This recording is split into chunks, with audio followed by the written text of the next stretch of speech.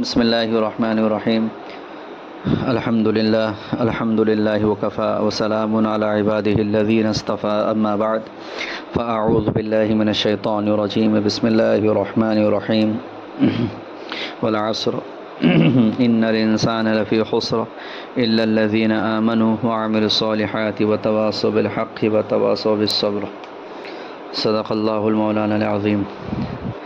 ماشاءاللہ یہ ہماری مجلس جو ہے شش ماہی امتحان کے بعد اس کی پہلی مجلس ہے، اور آپ تمام احباب کو دیکھ کر بڑی خوشی محسوس ہو رہی ہے۔ آپ کے ماشاءاللہ شش ماہی کے امتحان بھی بہت اچھے ہوئے، پرچے وغیرہ بھی آپ کے بہت اچھے رہے۔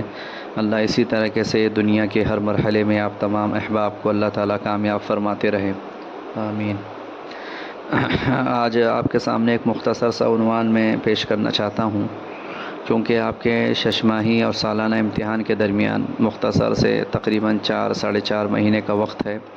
اسی میں آپ کو اپنی تمام تر کامیابیوں کو حاصل کرنا ہے، خصوصاً وہ طلباء جو پنجم میں زیر تعلیم ہیں، انہیں تو اصل آگے ایک امتحان کو اچیو کرنا ہے اور ان کو پار کرنا ہے، اور دارالعلوم میں داخلہ انہیں حاصل کرنا ہے۔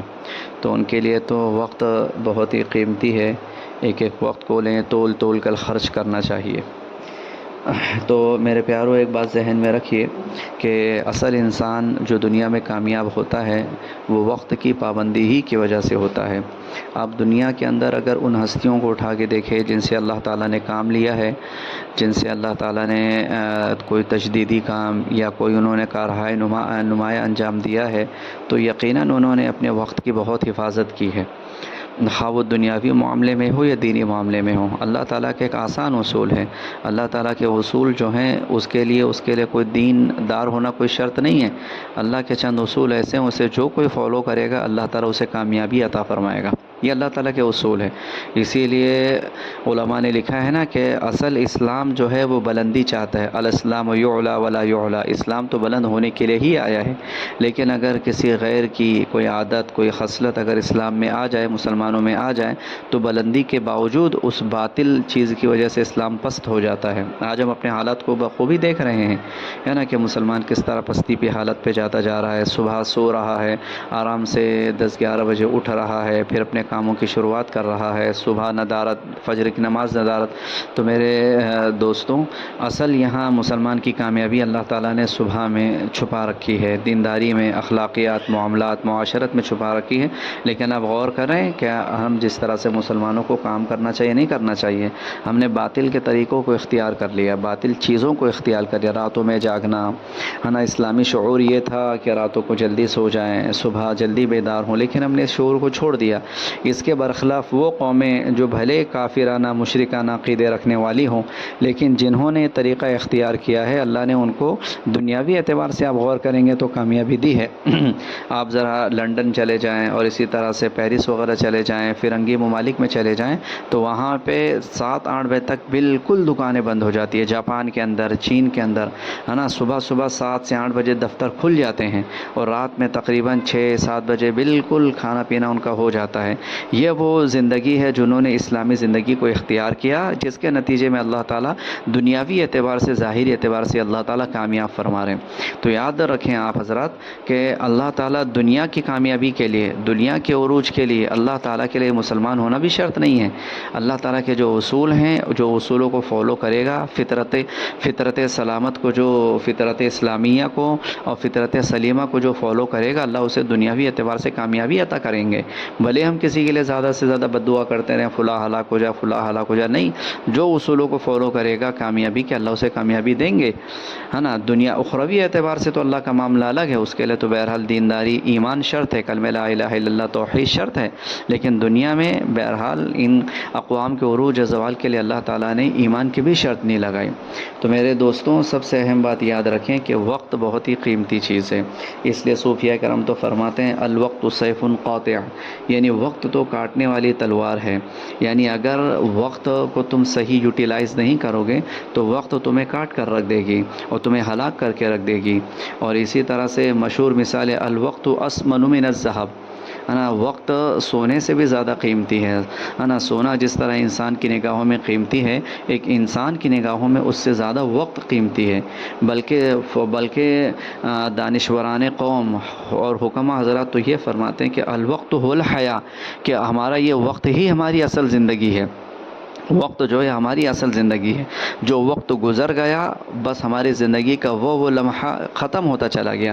آج لوگ برتھ ڈے پر گفٹ کاٹتے ہیں، کیک کاٹتے ہیں، گفٹ دیتے ہیں، ہے نا. تو اگر غور سے سوچا جائے تو وہ خوشی کا موقع نہیں ہے، وہ ایک اعتبار سے تو غمی کا موقع ہے کہ ہمارے جو زندگی تھے، زندگی کے اتنے سال دھیرے دھیرے کم ہوتے چلے جا رہے ہیں.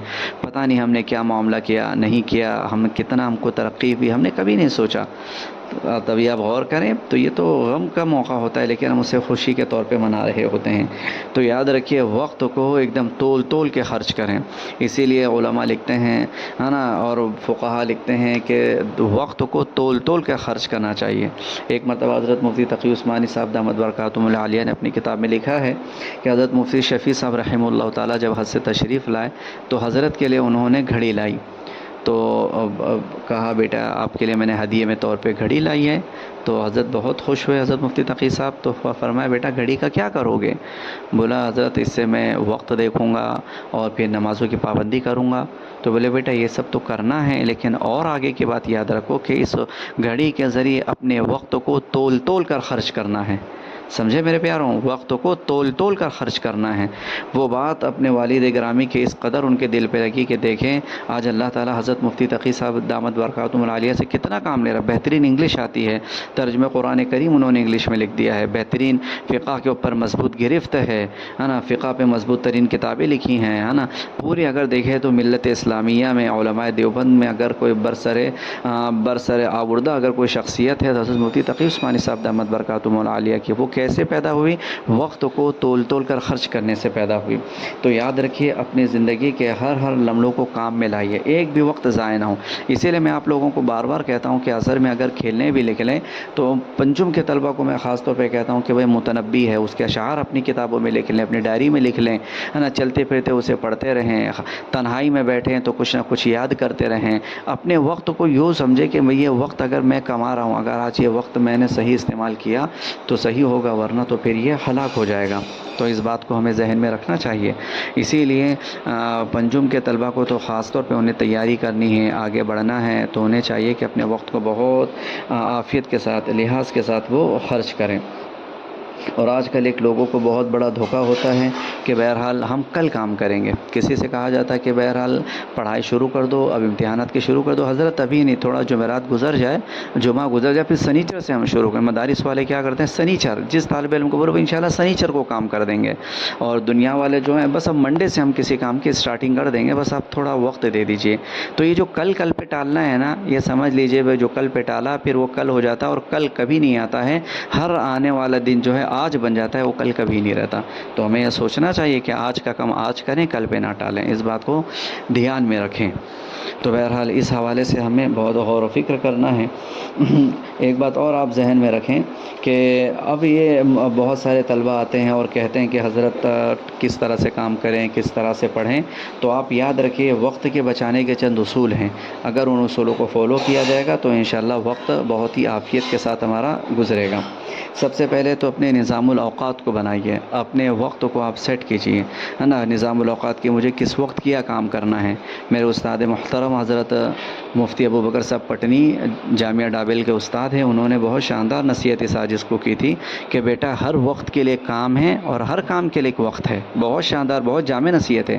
آپ اگر غور کریں گے تو ہر وقت کے لیے کام ہے، ہر وقت میں کام رکھو، اور کام کو کس وقت کرنا ہے اس وقت بھی متعین کرو کہ مجھے یہ کام کس وقت کرنا ہے اور یہ کام کس وقت کے لیے بہتر ہوگا. اس کو بھی آپ لوگ ذہن میں رکھیں، ٹھیک ہے. یعنی مثال کے طور پہ رٹنے والی کتابیں ہیں تو بہرحال اس کو مغرب بعد دیکھ لیے. کچھ سمجھنے والی کتابیں ہیں تو اس کو مغرب بعد دیکھ لیے. جو بوجھل والی کتابیں ہیں جس میں لغات وغیرہ یاد کرنی ہے اس کو آپ عشاء بعد دیکھ لیجئے. ظہر کے وقت میں تھوڑا کچھ پچھلا نکال لیا، فجر مطالعہ ہو گیا. تو ایک اپنے اوقات کے ایک دم نظام الاوقات ایک دم سیٹ کریں. اور میں بار بار کہتا ہوں کہ نظام الاوقات ٹوٹتے رہیں گے، ہر ہفتے آپ نیا نظام الاوقات بنائیے. ہر وقت اپنے نظام الاوقات پہ غور و فکر کریں کہ میں کتنا عمل کر رہا ہوں، کچھ آگے پیچھے واقعہ ہو رہا ہے تو پھر ایک ہفتے میں اپنے نظام الاوقات کو چینج کریں، لیکن نظام الاوقات کے مطابق اپنی زندگی گزارنے کی کوشش کریں۔ دوسری چیز جو میں عام طور پہ طلباء کو کہتا ہوں دوسری چیز جو میں اپنے طلباء کو خاص طور پہ آپ حضرات کو کہتا ہوں کہ اپنی صحت کا خوب خیال رکھیں، ہے نا۔ انسانی جسم یاد رکھیے اللہ رب العزت کی بہت بیش قیمت نعمت ہے، اس کو اس طرح سے ہم ضائع نہیں کر سکتے۔ اسی لیے میں آپ کو بار بار جو میرے پاس پڑھتے ہیں میں انہیں خاص طور پہ کہتا ہوں کہ باہر کے تلن کو کھانے سے بہتر ہے دودھ لے کے پی لیا کریں، سیب وغیرہ لے لیا کریں، پھل کھا لیا کریں۔ یہ چیزیں آپ کے جسم پہ لگیں گے، آپ کو قوت دیں گی۔ فجر بعد تھوڑا ٹہلا کریں، رات میں بھی تھوڑا ٹہلنے کا معمول رکھیں، عصر بعد ٹہلیں، ہے نا، عصر بعد اپنے کچھ ورزش کریں، کچھ کھیلیں، عصر بعد اپنے اس طرح سے کاموں میں لائیں۔ وقت کو ضائع نہ کریں اور اپنی صحت کا بھی خوب خیال رکھیں۔ آج اگر یہ صحت بہتر رہی تو انشاءاللہ آج کی صحت جو ہے آگے چل کے کام دے گی۔ تیسری چیز جو ہے اپنا احتساب کرتے رہیں کہ میں نے کیا کھویا کیا پایا۔ یہ احتساب تو ہر درجے کے انسان کو کرنا چاہیے، آپ حضرات کو تو خصوصی کرنا چاہیے روزانہ کہ آج کا مجھے سبق یاد ہوا نہیں ہوا، میں نے کتنا اچھی طرح سے مطالعہ کیا، میں نے نہیں کیا، یہ میں نے کتنا مجھے پڑھنا چاہیے تھا، میں نے کتنا نہیں پڑھا۔ روزانہ کا رات میں محاسبہ کر کے سوئیں۔ اس لیے صوفیہ فرماتے ہیں نا، حاسبوا قبل ان تحاسبوا، یہ حضرت عمر فاروق رضی اللہ تعالیٰ عنہ کا قول بھی ہے کہ اپنا محاسبہ کرو کہ میں نے، اور انسان جب محاسبہ کرتا ہے تو پھر اپنی زندگی کا بھی محاسبہ کرتا ہے کہ میں نے زندگی میں کیا کھویا کیا پایا، اب تک میں کتنا کچھ حاصل کر لیا۔ تو یاد رکھیے اپنے ماضی کو نہ دیکھیں کہ کتنا وقت برباد ہو گیا، کتنا میں نے کام نہیں کیا، کتنا وقت ضائع ہو گیا، استعداد نہیں بنی۔ یہ عاجز ہر وقت ہر طالب علم کو کہتا ہے کہ مستقبل میں اپنے لیے ایک گول متعین کرے، اپنے لیے ایک مطمح نظر اور اپنے لیے ایک پلان متعین کریں، حال پہ خوب محنت کریں، ماضی سے عبرت لیں، حال میں خوب محنت کریں، اور مستقبل میں جو آپ نے اپنے لیے گول متعین کیا ہے، آپ نے اپنے لیے جو منزل متعین کی، اس منزل کو حاصل کرنے کے لیے تن من دھن کی پوری بازی لگا دیں۔ تو یاد رکھیے کہ اپنے ماضی کو سوچ کے آدمی کو افسوس نہیں کرنا چاہیے، حال پہ خوب محنت کریں، حال پہ جتنا ہو سکے محنت کریں گے انشاءاللہ، ٹھیک ہے، حال پہ اپنے خوب محنت کریں، اور پھر اس کے بعد مستقبل میں اپنا گول متعین کریں۔ ایک ہمارے طلباء میں ایک اہم بات یہ بھی ہوتی ہے کہ وہ اس بات کو سمجھتے ہی نہیں کہ بہرحال ہمیں مستقبل میں کیا بننا ہے، کیسا رہنا ہے، ہماری زندگی کیسی ہو، جس سے پوچھے بھئی کیا کریں گے فراغت کے بعد، دیکھ لیں گے کیا کریں گے۔ تو یہ انہی حضرات کا یہ جملہ ہوتا ہے جو اپنی زندگی میں گول متعین نہیں کرتے ہیں۔ تو اپنی زندگی میں گول متعین کریں اور امت کی خدمت کرنے کے جذبے سے کریں، اور اپنے اوقات کو تول کر خرچ کریں، ٹھیک ہے۔ اس بات کو ذہن میں رکھیں۔ آج کی مجلس میں جو یہ عاجز آپ کو بتانا چاہتا ہے صرف یہی بات کہ اپنے وقت کو تول کر خرچ کریں، اپنے وقت کو بالکل ضائع نہ کریں، گھنٹوں کی پابندی کریں، اور اپنے بڑوں کی عزت و احترام کے ساتھ یہ معاملہ کریں۔ اللہ تعالیٰ آپ حضرات کو خوش رکھے۔